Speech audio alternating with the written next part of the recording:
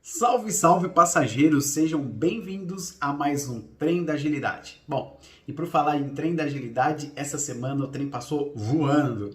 Foi uma semana bem difícil, foi uma semana em que eu tive que lidar com uma das maiores dificuldades dentro do ambiente do ágil, né? A preparação de uma PI Plan. Não que a gente já não faça, só que dessa vez foi algo diferente. A gente fez a nossa primeira PI Planning que nós fizemos o quê? 100% remoto. E eu vou aproveitar esse vídeo aqui para contar para vocês um pouquinho como foi essa experiência. Isso é realmente muito bacana, tá? Até porque você sabe, né? O nosso canal tem como objetivo principal trazer a prática. Problemas, dificuldades, tudo que a gente enfrentou eu vou contar aqui para vocês, tá? Mas antes de começar, eu gostaria de deixar aqui um abraço para todo mundo que nos acompanha nos canais, através dos nossos webinários e assim por diante.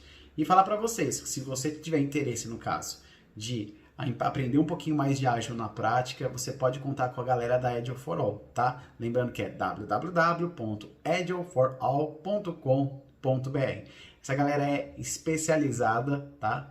Justamente em dar treinamentos e workshops de agilidades na prática. Então você vai sair dali já com uma outra noção, inclusive, de como fazer no seu dia a dia. Então, pessoal, dou essa dica aqui. Acesse www.agileforall.com.br.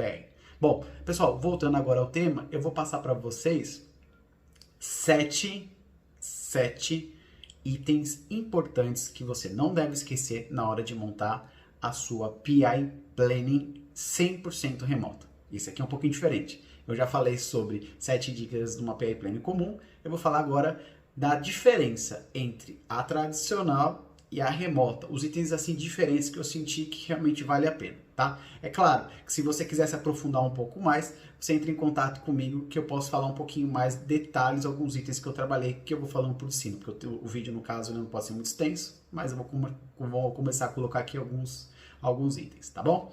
Primeiro item que eu acho que é super importante, tá, pessoal?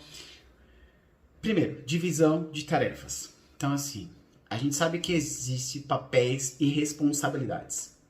E a gente está careca no dia a dia, principalmente como coaching, né? A gente sempre entra em contato com cada um, ajusta o que acontece ou não. Quando está remoto, principalmente quando a gente fala na camada de programa, tem a tríade aí que trabalha muito forte, a gente vai seguindo o SAFe, que no caso é a gente, né? Que é a ArtSync, né? Então a gente fala o RTE, a PM, o System Architect, né? Eles precisam ter uma boa sinergia. Então, se eles falharem um pouco nos papéis e responsabilidades de cada um, isso acaba atrapalhando todo o processo de formação. Então, é sempre importante você certificar, se você é um RTE, se você é um coach, de que todo mundo está ciente dos papéis e responsabilidades na hora da produção da PI Planning. Então, a dica que eu dou é o seguinte: se você sabe que se você não está num time que não é tão maduro ou que está iniciando, faça uma reunião inicial só para reafirmar o que cada um vai fazer. Então, por exemplo, quando eu falar da PM, a PM vai ficar totalmente focada na construção do backlog junto com os POs, certo? Ela vai pensar nisso. Quando eu estiver falando do System Architect, ele vai pensar na arquitetura como um todo, como vai estar disponibilizado, quais são as principais dicas que ele vai ter que dar ali no dia, na abertura, tá? E quando eu falo no RTE, ele vai ter que estar pensando na condução inteira de como vai ser a PI Planning, porque ele é responsável por montar tudo isso, principalmente no grupo que a gente trabalha, sou eu que sou responsável de montar toda a PI Planning, e também tem que estar olhando nas interdependências, preparando os releases, conversando com os Scrum Master, deixando tudo preparado. Então, é muito importante essa primeira dica, tá? A segunda dica que eu dou para vocês, que é muito legal, é o seguinte: pré-PI Planning. Se a pré-PI Planning já era importante no momento comum, quando a gente podia se reunir com todo mundo, agora, no 100% remoto, ela é essencial e fundamental. Um dos grandes sucessos que a gente tem é que a gente já prepara muito material para a PI Planning. Sabe por quê? A PM ela já faz todo um trabalho com todos os POs. Ela já é totalmente orientada ao OKR. Com base nos OKRs, todos os POs já pensam nos épicos ou /features, se você quiser dizer, que vão entregar. E eles, na medida possível, já têm as conversas com os stakeholders, com os BOs, e já meio que priorizam e passam para a PM e ela reprioriza com tudo que tem que ser feito. Resultado, quando a gente vai lá para a nossa PI Planning, cada squad, que a gente no caso tem 7, mas cada squad já está com tudo priorizado, mais ou menos quais são os itens mais importantes, quais são os ganhos de cada um deles. Então fica muito mais fácil para a tomada de decisão. Muitas vezes o que a gente vai fazer é pegar todos os itens que estão disponíveis ali dentro do backlog e colocar o que dá para fazer dentro da capacidade produtiva, porque o pessoal vai fazer as votações, vai entender o quanto pode cada um, e claro, vai ficar sobrando algo, mas aí a gente vai ter que explicar isso depois nas nossas reuniões com os stakeholders no final do encerramento. Mas isso que é legal, a Pré-PI Planning é o chão pra gente. Se eu puder dizer para você, a Pré-PI Planning é quase 45% ou 50% do evento. Então, pessoal, atenção à Pré-PI Planning. Se no tradicional é importante, agora, quando a gente fala do assunto, remoto, é muito mais, tá? Terceira dica é a chamada e comunicação. Pessoal, era muito comum quando a gente tá lá no dia a dia, tudo bem, vem participar da PI Planning, a gente manda um invite, é claro que a gente não é totalmente descompromissado, não é ágil nesse nível, mas é muito legal porque você pode conversar com as pessoas falando sobre o evento, as pessoas vão ficar animadas, elas vão querer participar. E no remoto é meio difícil, porque você não tem esse contato, né, pessoal? Então é muito legal você fazer que nem a gente fez um vídeo, mandou um formato de comunicação, fez toda uma estrutura e realmente as pessoas se interessaram e, cara, vou passar bem a real, nós tivemos uma participação em peso da companhia. Nós tivemos participação de tudo que é segmentação, coordenação, diretoria, CEOs da vida, muitas pessoas participaram, porque a gente também fez um trabalho muito forte de comunicação, explicando tudo isso, tá? Então, assim, não deixem de olhar o público que você está trabalhando. Se está trabalhando para um público jovem, faça uma comunicação para o público jovem. Então, tenta fazer um vídeo institucional, uma coisa bem legal, rápida, porque as pessoas hoje em dia não param muito tempo para ler muito conteúdo, tá? O quarto item é agenda. A agenda ela é fundamental, fundamental. Por que a agenda é fundamental? Porque na agenda tem que estar constando não só todos os eventos, uma única agenda que conste todos os eventos divididas. Eu vou mostrar aqui um exemplo de agenda que eu fiz, que eu acho que me facilitou muito esse tipo de agenda. E também tem que contar as URLs das salas. Isso mesmo, porque as salas são virtuais. E a gente optou por uma coisa bem interessante. A gente não fez numa única sala. Quando a gente está no dia a dia, a gente tem que lembrar o seguinte. No dia a dia, a gente acaba não tomando algumas precauções. Então, por exemplo, quando a gente está numa sala grande, todo mundo fala ao mesmo tempo, mas você consegue ouvir o cara que está aqui do lado, você consegue ouvir o total, você meio que consegue lidar com diversos assuntos ao mesmo tempo. Agora, quando você está no remoto, não dá. Uma pessoa falando na sala acaba com silenciar todo mundo. Então, você tem que pensar na quantidade de salas que você vai precisar para que tudo seja feito. No caso específico, como você pode perceber aqui na nossa, a gente acabou montando 10 salas, e dessas 10 salas, a gente teve, dessas 10 salas, 7 salas eram salas de trabalho de cada squad, para que eles consigam se focar nas suas entregas, e as demais salas foram 3 salas que para mim são super importantes.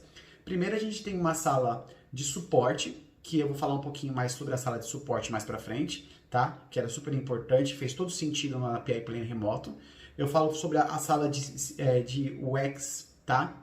UI, porque essa sala ela é super importante, porque todo mundo tem que passar por isso. Então, como eu faço questão que todos os times passem por isso, e a gente não tem uma figura que tem uma pessoa de UX e UI em cada time, a gente criou uma espécie de uma sala para todas as pessoas consultarem o UX e UI na hora da produção, tá? E marcarem, agendarem alguns horários com um time especializado para isso, tá? Então faz a gente ter uma visão mais global sobre as coisas.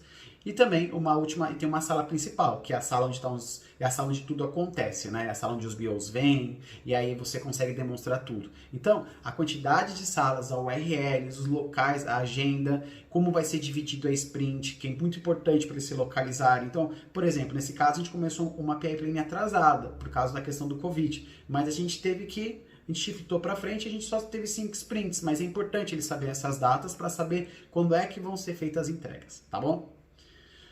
Pessoal, falei da agenda e agora eu vou falar sobre a sala de suporte, que é na sequência, que é a nossa quarta dica. Aliás, nossa quinta dica, quase tá indo para aqui, né? Nossa quinta dica. Na sala de suporte, é muito importante você ter todas as pessoas que você precisa para fazer as entregas. Então, se você tiver alguns representantes, todo o pessoal, se o DevOps não tiver dentro dos times, você tem que ter um pessoal lá respondendo por isso. Se a infraestrutura não estiver completa, o pessoal que faz teste de vulnerabilidade não está dentro, é fora, você tem que estar lá dentro. Você precisa estar lá dentro com o pessoal que faz tagamento, se você não for, o time não faz totalmente tagamento, ou seja, todas as pessoas que tiverem que dar suporte para os times têm que estar lá. E aí você tem que aproveitar essa sala de suporte muitas vezes para você colocar algumas reuniões fundamentais que façam sentido ali. Então você fala assim, como eu tenho 2, 3 temas que são muito grandes, então eu vou colocar esses temas em horários específicos ali dentro dessa sala de suporte, além de você fazer alguns checks, tá?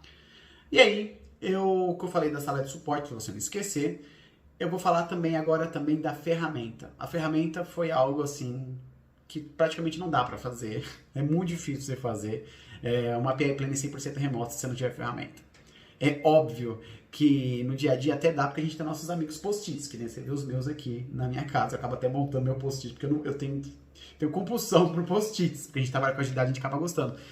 Mas se a gente não tiver isso na atividade, fica bem difícil. Então, eu vou falar sobre a experiência dos nossos times. A gente utilizou 3 ferramentas que foram essenciais pra gente, tá?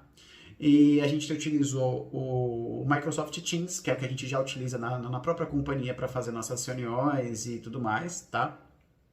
A gente utilizou o Jira, e o Jira a gente já usa bem, já tem uma habilidade, já todo time pode utilizar o Jira, então é algo que a gente já faz, não teve que ensinar nada. E o Confluence, que a gente está aprendendo a devorar o Confluence da melhor maneira possível. Inclusive a gente criou um program board, tá? Totalmente dentro do Confluence, que eu já falei nos nossos vídeos aqui. E esse program board ele é automaticamente preenchido, tá? Esse board, inclusive, você vai ter uma possibilidade, toda vez que a gente preenche no Jira, automaticamente a gente já tagueia, já faz todos os links e já aparece nesse board. Então esse board é atualizado automaticamente. O pessoal mexeu lá dentro da ferramenta, automaticamente já mexe para lá e eu já tenho uma visão total e isso tem sido muito bom, tá? Inclusive, eu vou deixar aqui uma dica, aliás, 2 pedidos antes de terminar o nosso vídeo, eu vou deixar aqui. Primeiro, pessoal, vocês estão gostando do que eu tô passando, do conteúdo, se inscreve no canal, não custa nada, você vai ser sempre recebendo essas informações, tá? Então, é muito importante que vocês se inscrevam. E o segundo item aqui que eu digo para vocês com relação a toda essa técnica é que caso vocês tenham interesse, dentro da Agile for All, inclusive, tem um curso só especializado de PI Planning de A a Z, tá? Então, ali você vai aprender a como conduzir, montar e tirar qualquer tipo de dúvida com um especialista que, no caso, tô participando ali, para explicar como é que você monta essa PI Planning. Então, assim, fica a dica. Você quer aprender agilidade na prática, aproveita o curso da Agile for All, tá? Bom, agora voltando ao tema, como eu já estava colocando aqui, é o seguinte, então a ferramenta é importante. Então, para você usar o Confluence, você usar o Jira e você usar o Teams, são 3 coisas que pra gente não tem como fazer sem. A gente precisa disso, principalmente agora na nossa situação. São as melhores ferramentas que a gente pode utilizar e a gente soube se adaptar super bem, porque a gente já tinha o manuseio dessas ferramentas, tá? E por último, pessoal, não deixem de fazer retrospectiva. E as pessoas falam, mas retrospectiva perde o senso de união porque tá fora do remoto. Mentira. Aliás, eu tive uma das melhores retrospectivas justamente por ser remoto, porque as pessoas elas se sentiram super a favor, tá? De utilizar essas... Como é que eu vou dizer para vocês? De utilizar o ambiente remoto, se sentiram mais tranquilos, inclusive, para se expressar. Tem pessoas que no dia a dia lá não se sentem tão confortáveis lá numa sala gigante, levantar a mão e se posicionar, né? E aí no ambiente remoto eu percebi que algumas pessoas se sentiram até facilidade. Então a minha dica que eu dou é o seguinte, utilizem algumas ferramentas para fazer uma dinâmica legal, tá? De retrospectiva. Existe uma ferramenta que eu utilizei que para mim foi sensacional, tá? Que é a Meet.com, eu vou colocar aqui embaixo, tá? Que é uma ferramenta que você consegue entrar, tá? No ambiente que as pessoas interagem online. Então, você pode fazer uma determinada pergunta ali e você já preparou uma apresentaçãozinha, tá? E as pessoas vão lá e já respondem automaticamente e você vê a sensação do time. No caso em questão, eu fiz 3 perguntas para mim que eram matadoras, tá? Até porque a ferramenta, se for mais de 3 perguntas, ela começa a cobrar e você tem que pagar em dólar, tá? Mas assim, é uma ferramenta que facilitou muito o trabalho. Então, se eu perguntei como foi o nosso resultado da nossa PA Planning, você vai vendo aqui o resultado. Depois eu perguntei qual que é a sensação do time, é importante as palavras para que as pessoas consigam definir. Então, você vai ver que tem várias palavras aqui, né, que as pessoas foram colocando. E no final, eu votei confiança. E o nosso voto de confiança foi um voto de confiança bem alto, perto dos demais, porque as pessoas se sentiram muito bem em relação a isso. E, aliás, inclusive foi com a nossa retrospectiva que eu identifiquei algumas coisas que eu nunca imaginei que poderiam ser, tá? A primeira é que as pessoas pediram para que sempre sejam remoto, porque eles se sentiam muito mais focados no trabalho. Ó que louco isso, eu nunca pensei que eu teria uma... Eu até peguei minha colinha aqui para colocar coisas que eles falaram, né? Eles gostaram que é 100% remoto, muito mais foco, não tem barulho, que era um problema que a gente tinha, né? Que querendo a nossa sala tem que ser muito boa e as pessoas têm que cooperar para falar. A questão também a questão é que a ferramenta ajudou muito, então deu muito mais facilidade na hora de fazer, então não tinha aquele trabalho que a gente tinha de fazer o Kanban na parede e depois passar para o virtual, já fez tudo no virtual e, nossa, deu uma facilidade.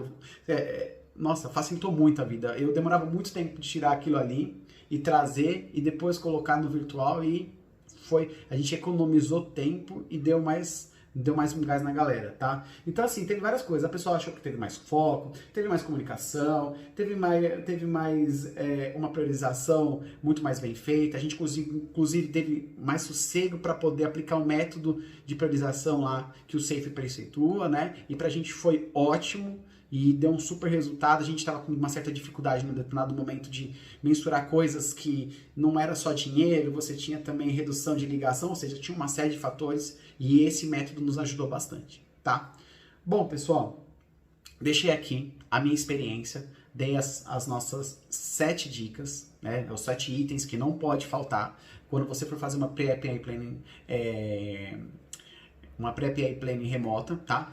Eu vou me despedir aqui de vocês, agradeço de coração e que se por acaso você tiver alguma dúvida ou quiser falar alguma coisa, pode escrever aqui embaixo, pode procurar eu lá no LinkedIn, você pode procurar lá no canal, eu vou estar respondendo sempre a pergunta de vocês, tá bom?